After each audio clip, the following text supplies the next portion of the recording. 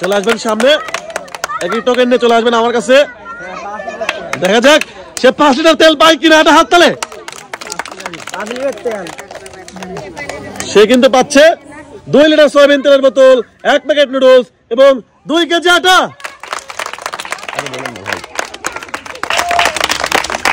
2 KG আটা, 1 packet noodles এবং 2 litre soybean তেলের বোতল।